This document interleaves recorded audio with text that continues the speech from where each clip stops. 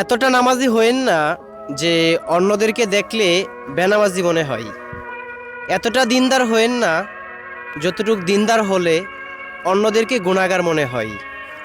আল্লামা শেখ সাদি রহমাতুল্লাহ আলাই বলেন, মানুষের দোষ ধরাই যদি তোমার কাজ হয়ে থাকে তাহলে তো তোমার ঘুমিয়ে থাকা উচিত ছিল।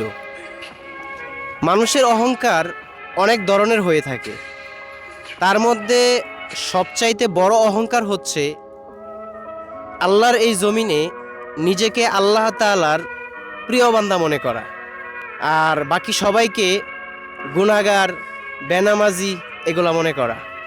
তাই আপনি নামাজ পড়েন, সেটা নিঃসন্দেহে ভালো কাজ, কিন্তু যারা নামাজ পড়ছে না বা যারা গুনাহের কাজে লিপ্ত আছে তাদেরকে নামাজের দিকে ডাকুন, ভালো কাজের দিকে আহ্বান করুন, কিন্তু তাদেরকে কখনো বেনামাজি মনে করবেন না।